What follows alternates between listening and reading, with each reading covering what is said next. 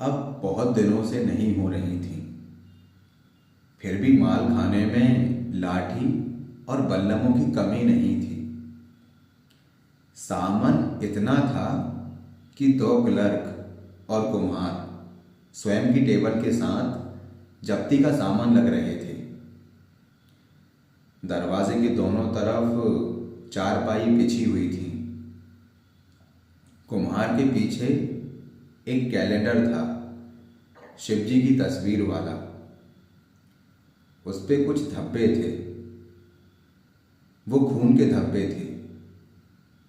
जिस कमरे में हत्या हुई, कैलेंडर उसी कमरे में टंगा हुआ था। कैलेंडर के पास एक जंग खाई हुई कुल्हाड़ी टंगी थी। हत्या उसी कुल्हाड़ी से हुई होगी। कमरे में कच्ची शराब की गंध आ रही थी। सामान एक कोने में पड़ा हुआ था। वो सामान मेरे पास कल ही ऑफिस में पहुंचा था। खिड़की के पिछवाड़े से एक कार दिख रही थी। वो कार का ऊपर का छत उखड़ा हुआ था। महीने भर से खड़ी होने के कारण उसके पहिए जमीन में धंस गए थे। सामने का कांच टूटा हुआ था। किसी ने उसमें गोबर फेंक के मारा था तो उस पे चिपका हुआ था। उस पे धूल अच्छी खासी थी और सीट को उखाड़ दिया गया था।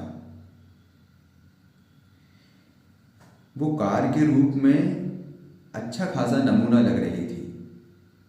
6 महीने पहले वो कार थी। एक दीवार से चिपक कर कुछ 4 से 5 साइकिल खड़ी हुई थी। कुछ पुरानी साइकिलें जंजीर से बंधी हुई एक पेड़ के नीचे खड़ी थी, जंग खा रही थी। किसी को भी उनकी नीलामी की चिंता नहीं थी। और एक कमरे में 3 खिड़कियां थीं।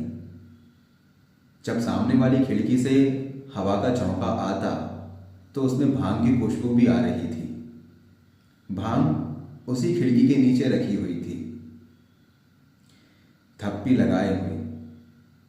और कमरे के पंखे बहुत तेज आवाज कर रहे थे और माल खाने का पंखा तो और भी तेज आवाज कर रहा था।